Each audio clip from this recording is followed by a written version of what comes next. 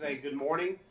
My name is Jerry Shockey with the Pro Football Hall of Fame in Canton, Ohio. We're pleased that you guys can tune in to us this morning for our Heart of the Hall of Famer series. And I'll just remind all the schools just to keep your mics muted until you're called upon, just so we can minimize the distractions throughout the program. But as many of you know, because a lot of schools have participated in this program before, the real premise and idea behind this series is really to talk about what it took to get into the Hall of Fame beyond just the athletic ability. And we know our Hall of Famers are great examples of athleticism and skill, but it took more than that to get in the Hall of Fame.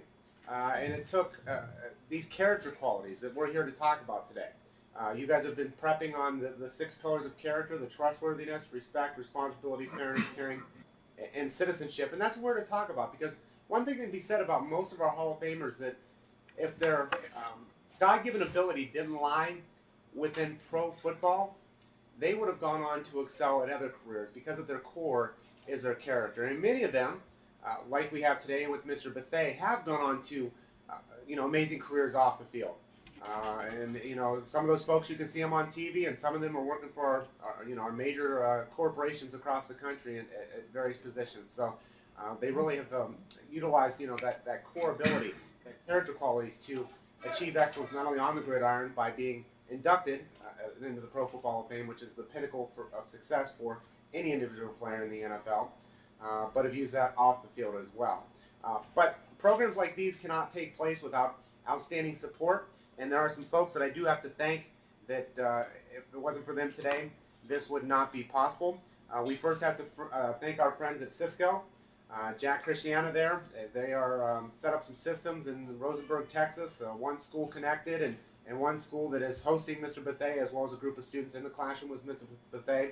So Jack and Cisco, thank you very much for your guys' help.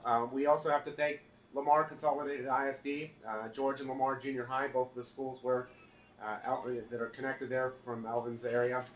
We just want to say thank you for your support as well, because without giving the Jack the okay and Elvin the okay, they wouldn't be in your classroom right now. So I want to thank the school district, the superintendent's administration there for allowing this to take place. And then last but definitely not least, because they're involved with every one of our connections with these large group connections, we have to thank our friends at eTech Ohio in Columbus, Ohio, through our State Department of Education.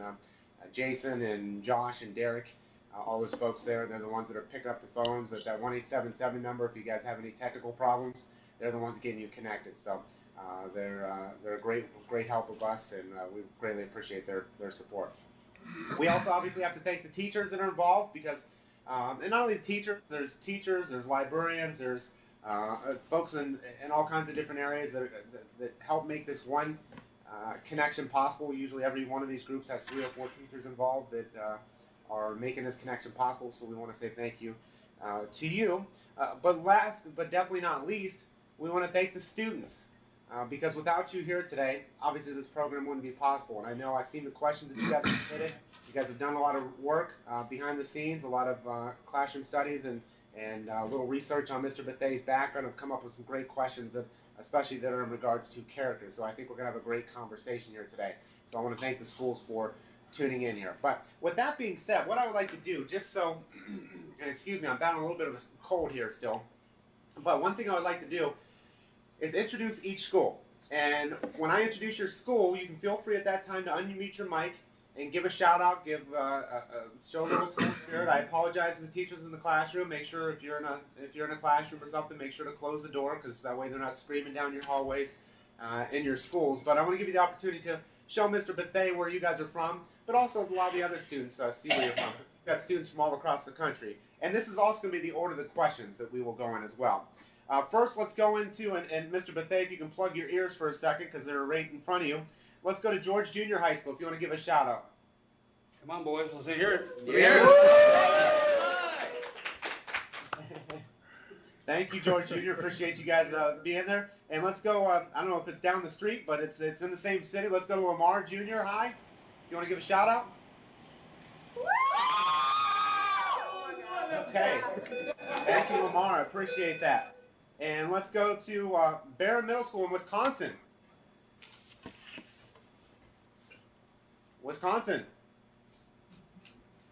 Nothing? Okay, maybe they're either A, not connected, or B, they're a little shy. I know our friends at Gloucester, New Jersey are going to give a shout out. Go ahead.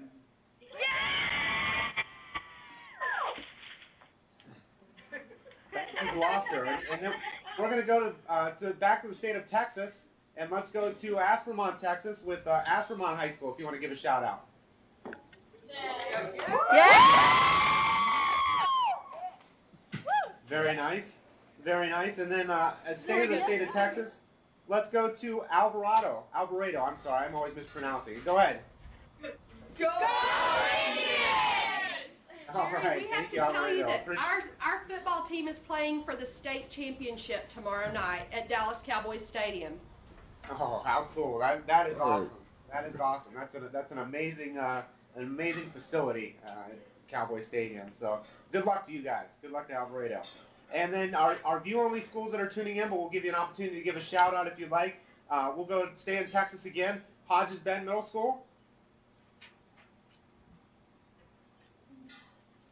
All right. Hodges Bend, maybe you're not connected yet, but let's go back to New Jersey. Samsville Upper Elementary.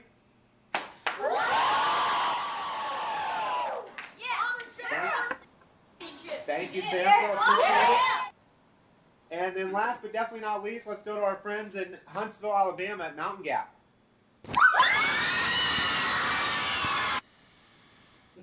Okay, hope you guys had the door closed on the classroom. That's a pretty good one. Well, with that being said, I'd like to introduce our guest speaker here today, who will share some opening remarks, but the rest of the program is really going to feed off a Q&A. And let me give you a little introduction, a little bit of information about Mr. Bethea. He was born in Trenton, New Jersey, in 1946 and was the first of 9 children. He attended Lawrence Junior High School from 1958 to 1960 and Trenton High School from 1960 to 1964. While attending high school, he played on the football team for 3 years as well as the track team. And in 1964, he had national track records, or track honors, excuse me, in the shot put and the discus throw. He attended North Carolina A&T College in Greensboro, North Carolina on an athletic scholarship from 1964 through 1968. He graduated from A&T with a Bachelor of Science degree in physical education. In 1968, he was drafted by the Houston Oilers of the American Football League and played for them for 16 seasons. In the 31-year history of the Houston Oilers, which are now the Tennessee Titans, when they moved to Tennessee back in the 90s, Houston Oilers, only 3 players have had the distinction of having their jersey number retired. And that honor belongs to number 43, Jim Norton, number 34, Earl Campbell, who's also a Hall of Famer, and then number 65, Elvin Bethea. Elvin Bethea joined the Oilers in 1968 after an outstanding career at North Carolina A&T. He started at defensive end in the opener in 1968 and did not miss a game until breaking his arm in November of 1977. That streak spanned over about 135 games and still stands as a club record. Bethea also holds the Oilers records for the most games played with 210 games, most seasons played with 16, and most Pro Bowl appearances, which he's tied with some others at 8. Elvin led the team in quarterback sacks 6 times, including a career best mark of 18 sacks. So it's very close to the NFL record that currently stands. 18 sacks in 1976. And the Oilers honored him with an Elvin Bethea Appreciation Night on August 4th, 1983. Elvin's jersey was permanently displayed at the Oilers training facility and during the season in the Astrodome, and served as a constant reminder of the tremendous contribution that Elvin's had with the city of Houston and the Houston Oilers. The jersey is now displayed in Nashville, Tennessee in the Oilers/Titans Hall of Fame. Elvin has also been honored as a new member of the Texas Sport Hall of Fame.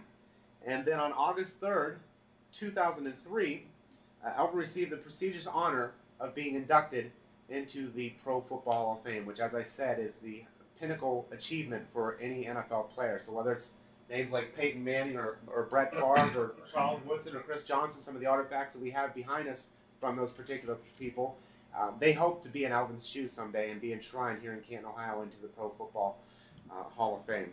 Presently, Mr. Bethea is working with Anheuser-Busch in the position of Director of Government Affairs and Special Projects for the Western Region, and he's been with the company for 19 years.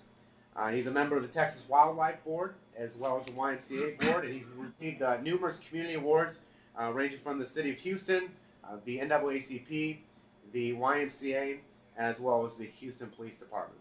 So before I ask Mr. Bethea with his opening remarks, what I'd like to do is we're going to switch over here, and I've got a quick video of Mr. Bethea during his playing career. Houston Oilers' Elvin Bethea would prove to be one of the finest defensive ends of the entire 70s decade. He played in 8 pro. And we're going to start that over, so it shows up for you guys. You guys all seeing a black screen right now, right? There you go. Now you should see it.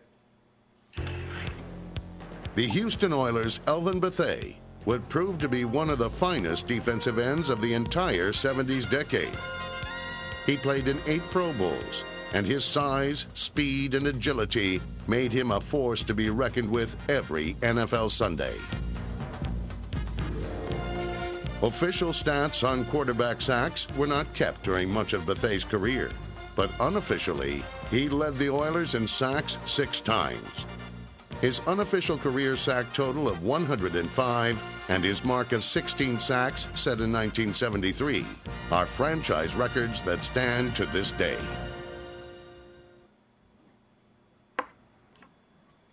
If you will all unmute your mics for just a second and join me in giving a round of applause to Pro Football Hall of Famer, Mr. Elvin Bethea.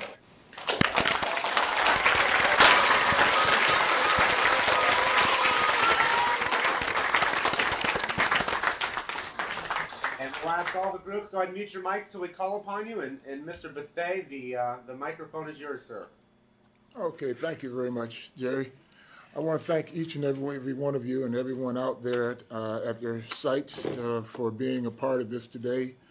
At one time, I sat in your position years ago, 100 years ago, I guess.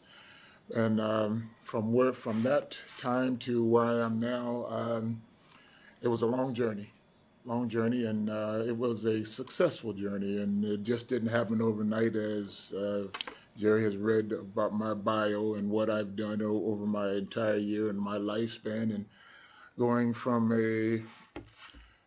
coming from New Jersey and playing football there and track, and not knowing that I would wind up one day in the Pro Football Hall of Fame, and you have no idea what your future is going to be. It depends on, it's up to you. How bad do you want it? What do you see, or what is your foresight on your future? Where do you want to be? Who do you want to be? How hard do you want to work for it?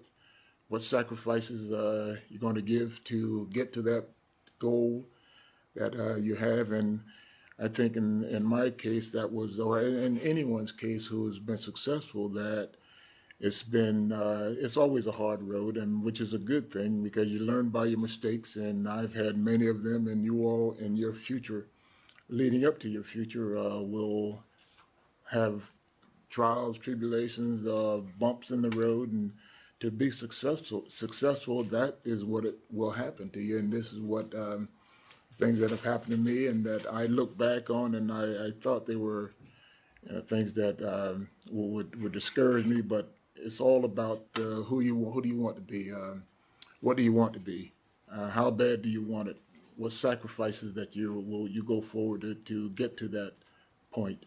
And I guess at that time, I would like to say, Jerry, we can start, and just, I feel like a Christmas turkey up here.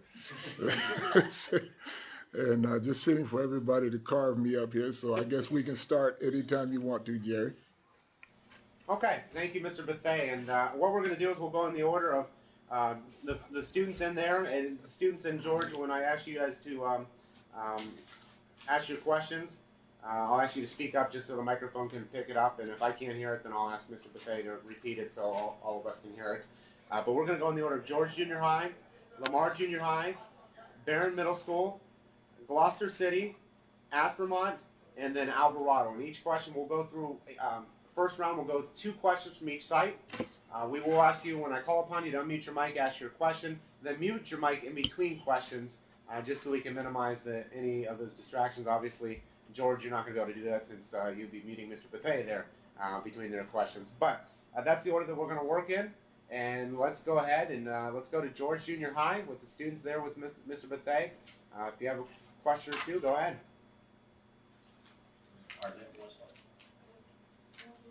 Speak up. What did you do after you retired?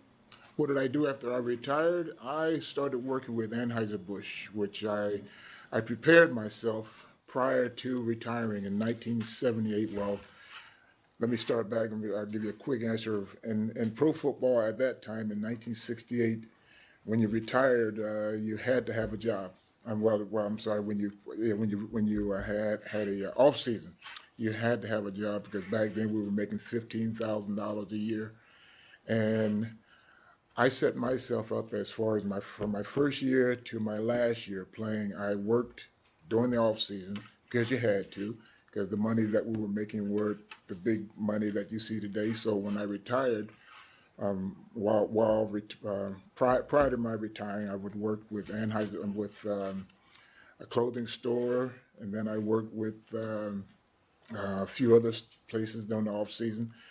In 1978, I started working with Anheuser-Busch during the off season.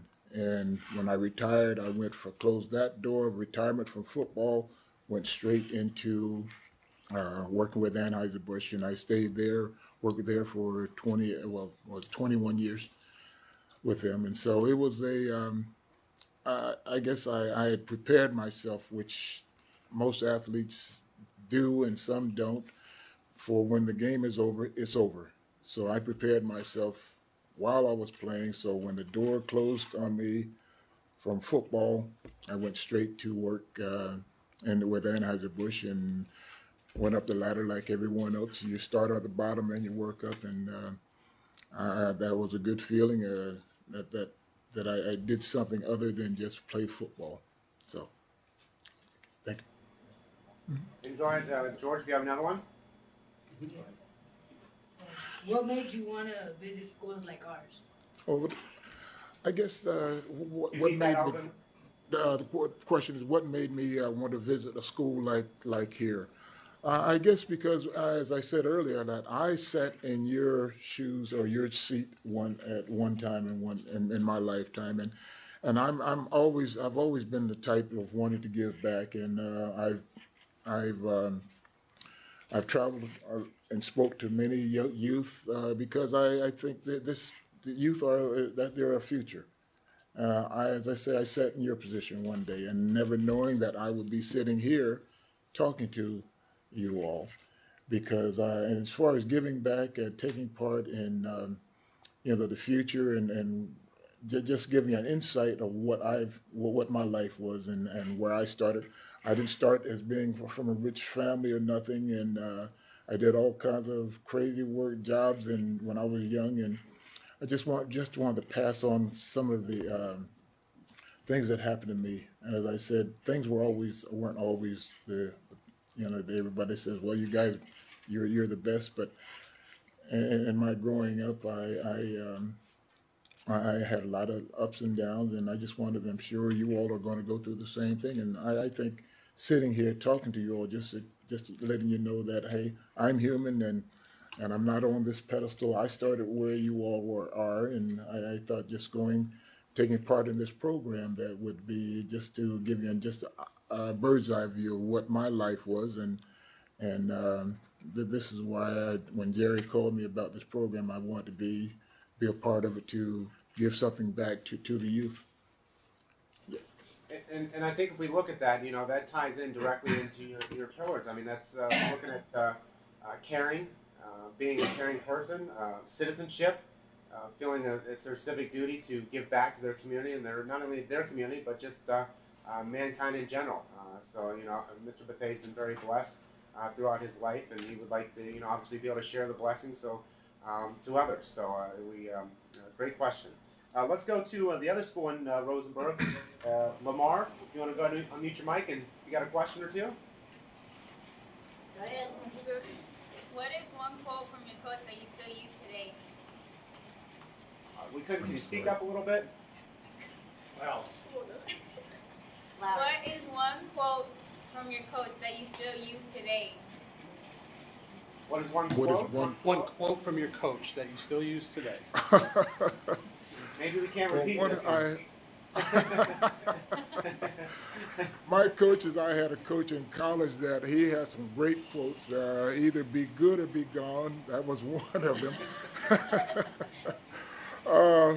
or either it's my way or the highway. But I had a coach in college that had so many great sayings, and that some of them I can't say today at this moment. But I guess the one thing that I always got from him, that you could always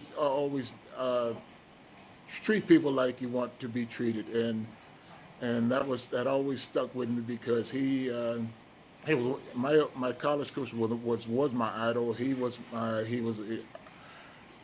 at my presentation of the Hall of Fame, and I thought he was the one that helped make me, because he would instill a lot of quotes that I've forgotten, but that he gave me, that you could always do better the next day. Always, I guess the one thing, always set a goal. You'd always set a goal and try to achieve that goal, and it was not going to be easy to reach that goal, but you're thinking, when you're that a youth, and you think that you can just walk in and things will happen. He would settle me down and let me know that, hey, it's just life is going to be tough, but you have to be tough with life. So just make up your mind what you want to do and how you want to get there to get it done. Okay. All right, if you have another one, Amar. How is football different now than when you were playing? How is football different now than when I was playing? We're making a lot of money.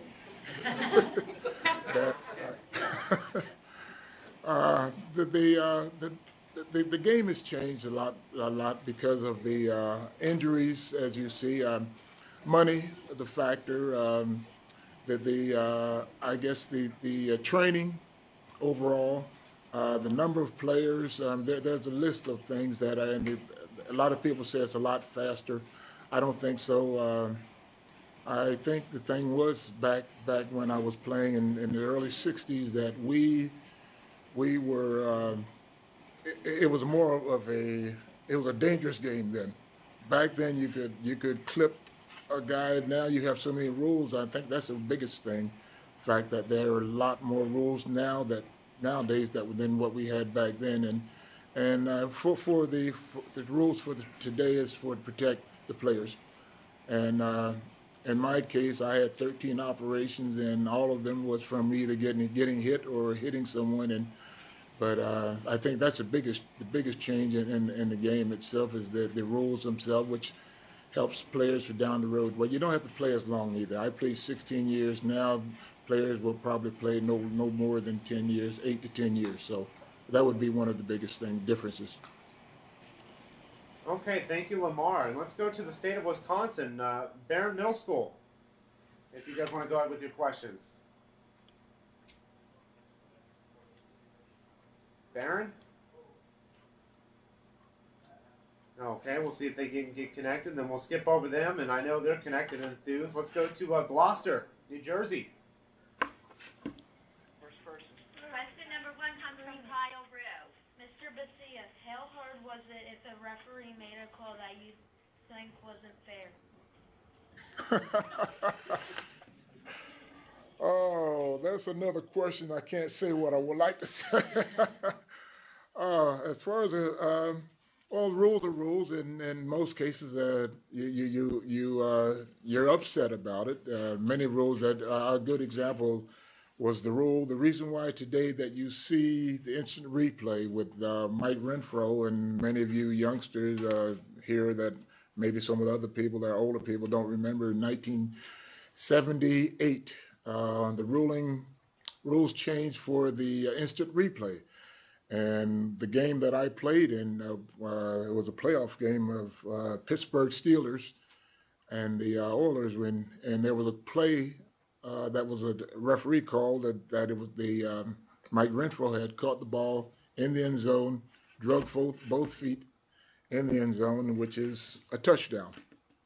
One referee said it was a touchdown. The other referee said it wasn't a touchdown, and we find out about 2 weeks later that it was a touchdown. We lost a game on what we think is one call that could have put us into the playoffs, or went into the Super Bowl. I'm sorry, and because of this one play, And yeah, that always haunts me and everyone from Houston City, the city of Houston, or the state of Texas, or whatever. But that one call that cost us is now the reason why we have the instant replay today. So that's the only call, or the call as far as referees. They're doing their job, but you're not there. You're not always happy, and that the outcome is not always the best. But that's part of life and part of living. And as I said, you go through these things to better yourself for the next time. So, okay. Now those things are on the field, and those obstacles are off the field. Those Yes. those bad calls, we'll say, or whatever. Yes. But you go part through of those in life. life, and it's how Yes. exactly it's how you deal with them. So whether it's in the classroom, whether it's in the business world, whether it's on the gridiron, wherever it might be. Let's go ahead, Gloucester. If you have another question. This one comes from Gabby Bastian. You didn't get along with people on and off the field. How did you overcome this? I don't know if I couldn't hear that. Can you make? Mr. Bethea, if you didn't get along with people on and off the field, how did you overcome this? If you didn't get along with people on or off the field, how do you overcome that? Oh, I guess it's a personal thing. As far as getting along with people on the field, it's just like life itself. You have to deal with people, what I dealt with in my youth, playing football, I dealt with people that I just met when I going from junior high to high school, and then learning how to play football. And I didn't learn how to play football until my high school year.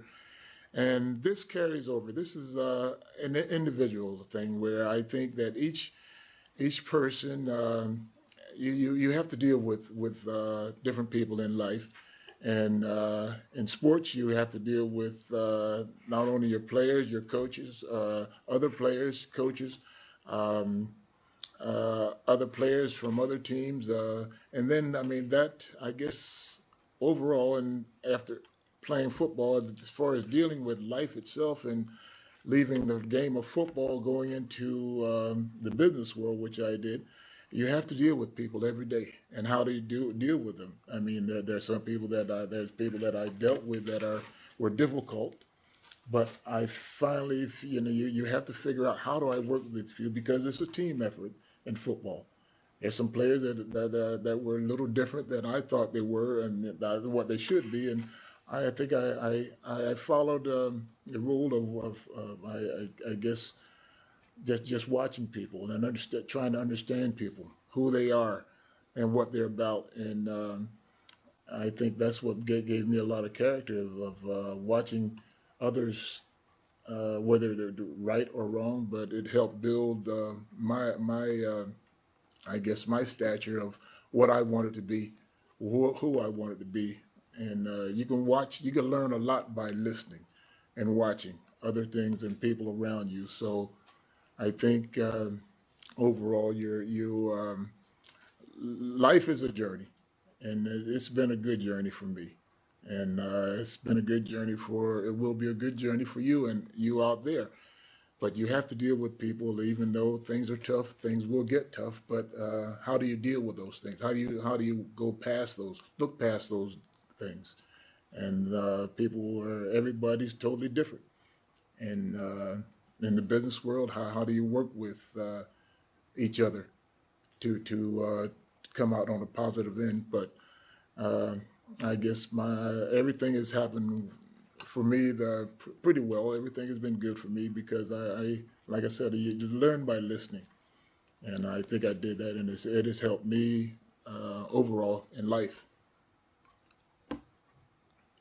And Mr. Bethea, if I can chime in here, is one of the things that we've done this program with a number of Hall of Famers now over the past year. And one of the things, and you kind of touched on it in your response there, one of the things that it seems like it's kind of an underlying theme with a lot of things that our Hall of Famers are saying. You talk about the people that are around you. One of the things that our Hall of Famers say, if you want to be a successful person, you need to surround yourselves with positive and successful people. What do you say to that? As far as well, that's where that individual. I mean, your inner thinking is. I think, like I said, in my lifetime, I've dealt with a number of people that a lot of people that you have to work with, and that is a must. And whether it's a team sport or whether it's in the business world, and I found myself that in working with Anheuser-Busch for 21 years, a lot of things that you didn't think were going right, but you learn to deal with them. And just don't give up and say, well, the heck with it. Now I'm going to do what I want to do. It's learning. It's knowing what to say and who to say it to and how to say it, and learning how do you work through a problem, or even with not yourself or with some individuals. And a lot of things, as I said, happened to me, and I had to work with them. I had to deal with it. But I looked for a solution to resolve the problem if I had a problem, or I sit down and talk with someone to get a good, respectful idea from someone else who could see the problem outside of from what I see it. But uh, as far as me holding things in, and I found myself trying to control that problem or a situation myself. And a lot of times you have to reach out to others to help solve any problems in life or any problems of your own. Okay, and thank you, Gloucester. Let's go to the state of Texas and Aspermont. If you have a question, go ahead. Who has been your greatest inspiration and why? Who's been my greatest inspiration and why? I would have to say the college coach that I was speaking of earlier. Uh, as always, as I told him, he was my presenter. His name was Coach Hornsby Howell, and he was the type that would push you right to the edge of the cliff. Whether it was in physically or out on the field, he'd push you as far as you thought you could go, and then he'd pull you back because he saw if he could see where you might break that at that point. He just knew, just went in, but he would push you, and he instilled a lot of things in me that I have today as far as dealing with people, dealing with situations, the toughness, mental toughness, and physical toughness that I endured, and I carried on into the pro football ranks. And without him, as I always told him, and as I said, he was my presenter at the Hall of Fame, and I chose him because he was a guy that kept me in line, kept me on the correct path. He kept me into I guess his motivation. He took me under his wing. I mean, he was tough. He was tough. That's the part I liked about him. We thought he was crazy back then. Some of the things that he put us through, we thought that this was the worst guy in the world. But he was building something. He was building character. He was building mentally and physically. He was getting us prepared for each and every game.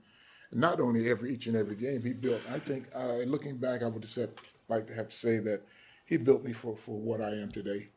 And I've actually told him that many times because of his pushing and guiding me to what he wanted, he thought I should be, and setting. He'd always say, set yourself a goal and try to reach that goal. And that goal is not going to be reachable just by blinking your eyes. And from those things that he would tell me. I believed in it, and I did everything that I learned from him up until today. So I would say Hornsby Howell would be my my inspiration of who I am and what I am today and how far I got. Great question there, Aspermont. If you got another one, go ahead. What would be the best piece of advice you could give us as young adults to inspire us to exhibit high-quality character? Great question. Okay. I think overall, as far as getting a quality character, I think the things that I've gone through, I guess, working with people, learning about myself and what I wanted to be and what route I was going to take. You have, as I tell, I coach Little League, and I tell the kids, I say, you have to set a goal as far as what you want to be, and not only on the football team, but just in life itself. And I guess overall, I have I try to pass on that. Hey, everything is going to be okay if you set your goal and you stick with it. I guess I always tell my kids that you have choices in life. You have choices in life. You can always take the wrong choice and make the wrong choice in life, and you have to live with it. And once you make that choice, you must live with it, or you change. But I think in my case, I was fortunate enough to learn a lot from a lot of people growing up, from my parents to my classmates or to my teachers, to my college teachers, all the way to the pros. That you build a character, people that you have to work on it every day. It's not a one day thing that you have to try to build your character. It's every day. How bad do you want to be the best? I think the one thing about getting to the Pro Football Hall of Fame is that I determined inside that every day I had to do something. Whatever I accomplished yesterday, I had to work harder the next day, whether I wanted to or not. I trained harder the next day. Each day I always set that goal higher. I set the bar for myself higher and higher. And I think I know this is what got me to where I am, because I wanted to be the best. Every day, every training, every year I'd come back to training camp, I'd work so hard that I had to be the best. Every year I'd make the All-Pro. I said I'm not satisfied. And I think that's what helped build my character to what I am. I was never satisfied for what I had or what I've done yesterday. What am I going to do tomorrow, and how am I going to improve from what I did yesterday? And that's key, I think, as far as building my character and just wanting to be the best, achieving that goal. Once you achieve that goal, you always want to reach a little further. So I think that helped build me and my character of who I am and who I will be, and who I have been. So. Okay, thank you for the great Okay, questions. I don't want to be too long-winded here. Oh, go ahead. I'm sorry. Go ahead. No, it's not going to be too long-winded. Go ahead. No. I thought you were done. I'm sorry. If you Okay, want to yeah. continue. No, we're done. Thank you, Aspermont. Alvarado in Texas there, if you got a couple questions, go ahead. Hopefully you'll be state champions after, tonight or tomorrow? Yes. Right. How and when do you know that you are good enough to play football in the college and the pros? How do I know that? How or when did you know you were good enough to play in college or in the pros? Well, when I made the team. Oh, I didn't know. You never know. As I said, my preparation was always, I was always toughest on myself on preparing myself to try to make the team. And it's a funny thing how I went off football on a whim. I had a good friend of mine that he was telling me about back in New Jersey, we could only play soccer up until the 10th grade. And I never played football ever in my life, never seen a football game. And then we're talking about 9th, 10th grade, 10-year-old, and being from New Jersey, soccer was the only thing. And I never thought that I would play football, but my buddy dared me to go out for the football team in high school. And I went out that morning, and that afternoon the coach put me on the team, and I still have no idea, because of my size. I was weighing about 240 or 230 back then, and when I was in my junior year, and went out for football and somehow made it. And not knowing how the game was played or because I played soccer all those years earlier, When I made the team, I was happy. The crazy thing it was that my buddy who took me out, he didn't make the team. So, but that was but I found out, that's when I started finding out about myself, of what I wanted to do. I never in 100 years that I ever would ever think that or even thought that I would play pro football, because it was just a stepping stone from high college and it got me a scholarship to college, from high school to college, and I just liked the game and just kept playing. And next thing you know, they said thought that I was good enough to play in the pros. So uh, the thing that happened in 1968, I think it was I was throwing the shot put and discus in college, and I wanted to go to the '68 Olympics. And I had a choice of, I was drafted by the Houston Oilers or go to the Olympics in Mexico City in 1968. And so I chose to play football, and luckily I made the team, and things from that point on just started happening good for me. So in the end of getting the Hall of Fame nod and going into the Hall of Fame, that was the icing on the cake, which you can't go any higher. But it was all hard work, definitely hard work, mental and physical. So that's it was a great great travels. Okay. Okay, if you got another one, Alvarado, go ahead. How different were the practices from high school to college to pros, and was that difficult to adjust to? Oh, yes, they were. The practices were very difficult to adjust to, because in high school, it was bad. In college, it was tough. It got tougher, and each level of play got tougher and tougher. And I mean, you're going from a high school to college, which everybody out there is supposed to be good, and it was a tough fit just for the first year. But the training is no different. That my training was no different, because, as I said, I always pushed myself further than I needed to. I thought I needed to, and I trained more than a lot of players would, because I would let my body settle down for the off season for 1 month, and I'd go right back at it, because as I said earlier, that I wanted to be the best at what I was doing. So going from college to pros, you go from there, you have good players, and then you go from college, then you have great players, because everybody on that team is there for a reason, that they were chosen to play professional football. And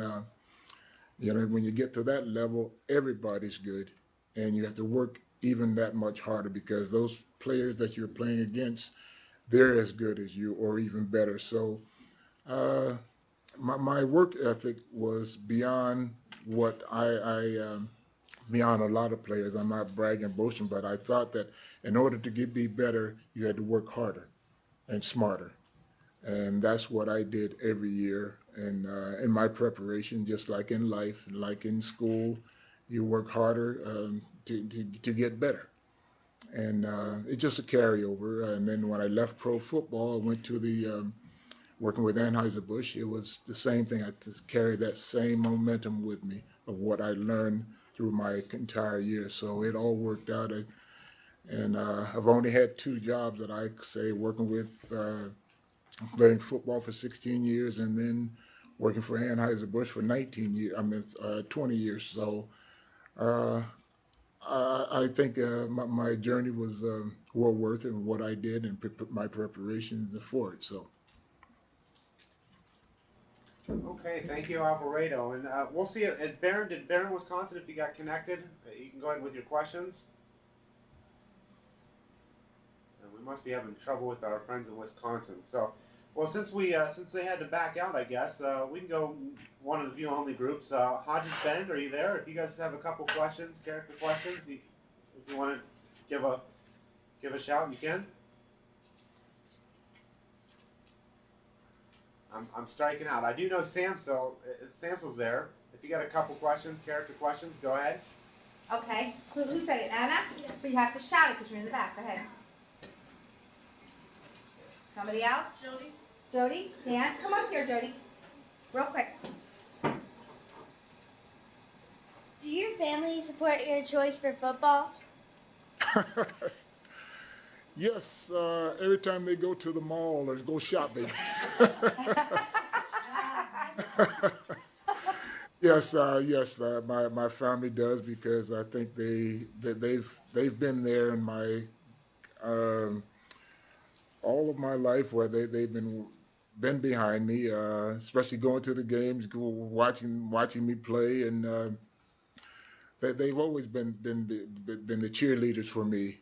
Uh, Even now, my daughter and have a grandson that's he's going to we should be going to college this year, and he has about 10 different scholarships that we're trying to get him in. My oldest son, he started playing football when after I'd retired, and he's in high school, and he's now a pilot for FedEx. He went through. He was in the first war. What was the Iraq War, and he was a pilot back then in the Navy, and he went from there. And all that, as we said earlier, that you work hard and things will happen. And I don't think he ever knew that he would be a pilot, but he saw there was something he wanted to do, and I paid for his flight lessons, and never thinking that he'd wind up flying now for FedEx. So life can play a lot of good things for you, play a lot of bad things for you, but it's up to you and what you want to do with that. So I'm proud of him, and my daughter, she's a teacher over in Fort Bend, and my youngest son is a physical, what do you call it? Therapist, yeah. So all of them have done something, and I've helped pay for all the education. Which is a good thing. So my investment has turned back to turn around. Investment has turned around pretty good for me. So just seeing them, they've done something with their lives and then taking it forward. But I had never thought they would be in position that they're in. So, which is a good thing. So everybody has achieved what they wanted to, and with my blessing. So. And I think he forgot that word physical therapy just because, he spent so much time with physical therapists probably throughout his career with rehabilitation. So probably spent too much money. Didn't want to say their name. Yeah, exactly. But we'll go back to, we're going to try and get one question from each school that tune in as interactive. We'll go back to your classroom, Mr. Bethea. We'll see. Looks like I got about 10 minutes left. We'll try to get one from each class. Let's go to George Jr. What character qualities do you believe it takes to be a Hall of Fame? Oh, what character qualities do I take? Does it take? Oh God, it takes all. I guess what was I read on there? Trusting in yourself, trusting in the people around you, building. I guess. Having a good responsibility on what you're doing. Be responsible for your actions. From what I did and my character, I think it was built on the people that were around me, that I associated with, and how I wanted to deal with the game and the people that I played with. Overall, I think the learning process of being a pro football player and how to carry yourself, how to on and off the field. I wanted to show that I had, even on the field, I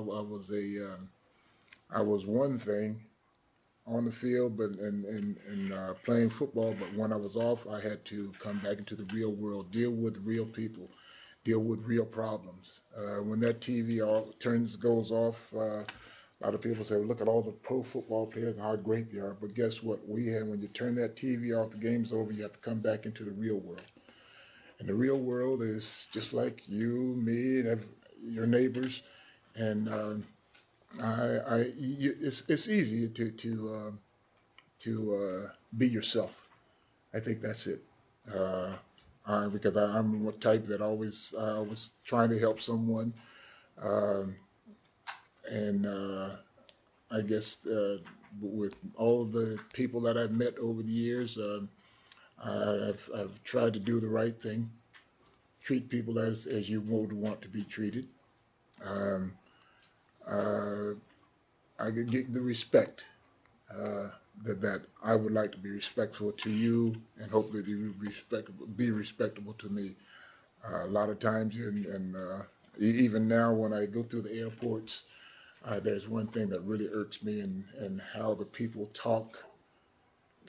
who have authority talk to the people that are just coming through. And I listen to some of those people and how they relate to the people that are just travelers and how they speak to them. And I understand that's some of those people. I say that's not right, but that's the world we live in. And little things like that I pick up on that you say, hey, I don't want to be like that. I like to be respectful to that person or anyone, be responsible,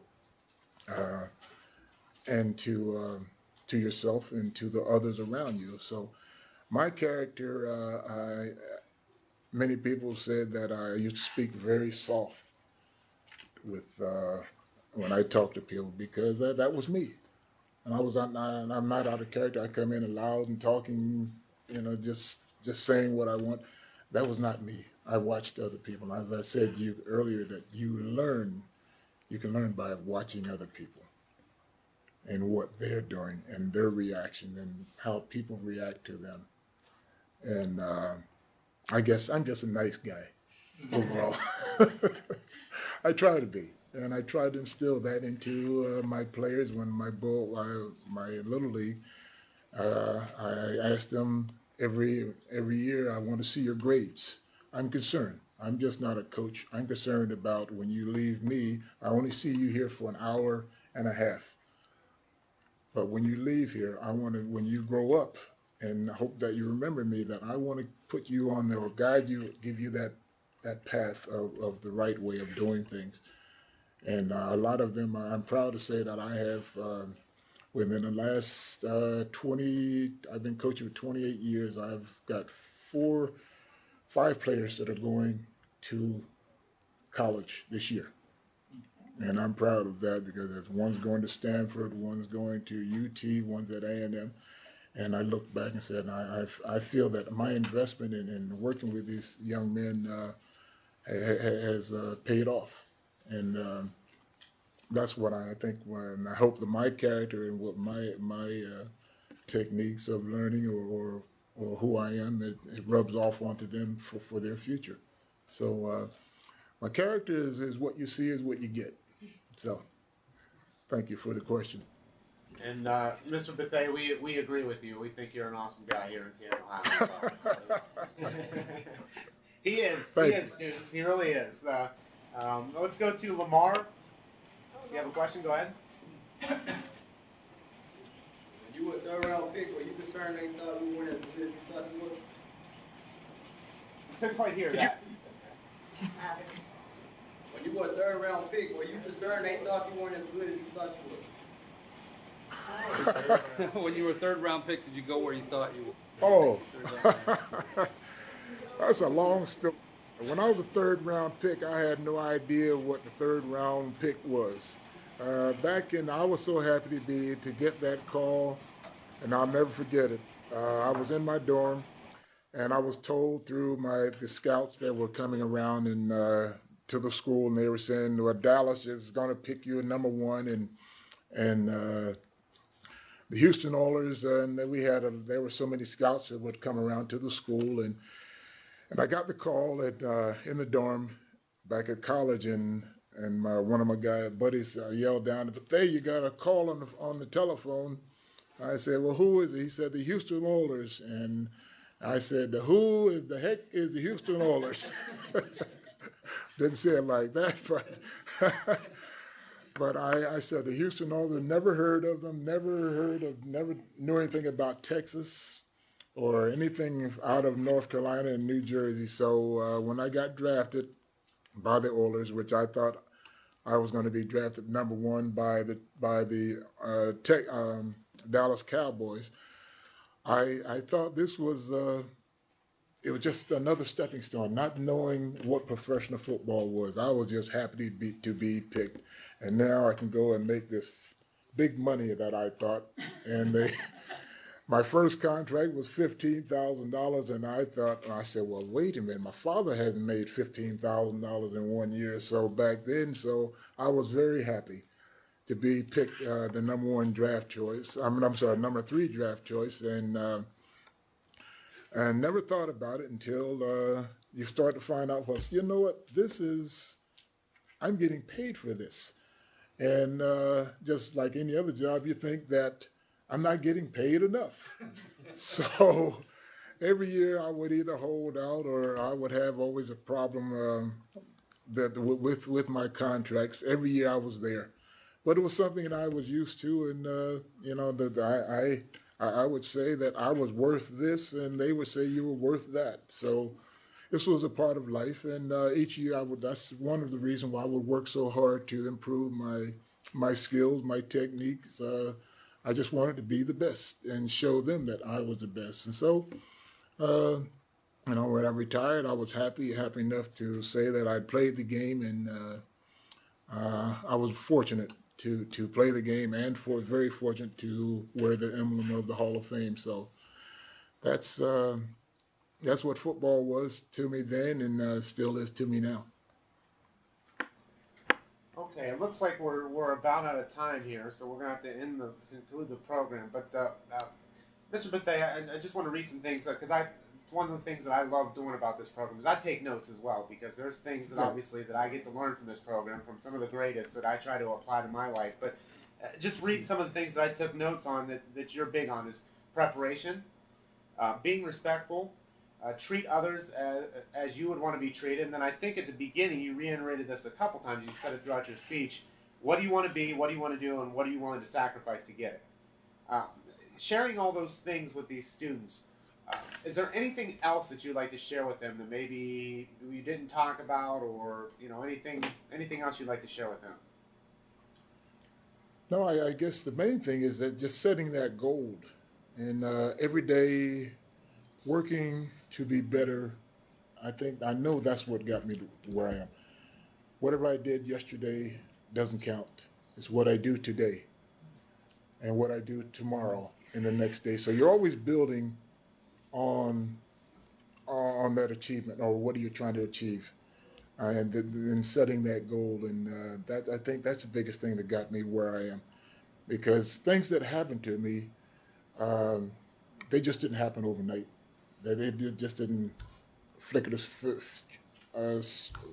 wrist or whatever, blink of the eye, and I guess, as I said, preparation, and how bad do you want it? I think that was my whole thing on my growing up, because I could see other people, other players that took the shortcut. Shortcuts don't work. Whatever you put in, another great saying is, my coach said, whatever you put in is what you're going to get out of it. Whatever you put in is what you're going to get back out. You put in, as I told my kids, I say, you play like you practice, and you practice like you play. And that's what's going to happen on every Saturday. Whatever you put in is what you're going to receive back out of it. You put a lot in, you'll get it. But never be satisfied with your results. Okay? Okay, and if all the schools can join me and go ahead and unmute your mics and give them a warm round of applause and saying thank you to Mr. Hall.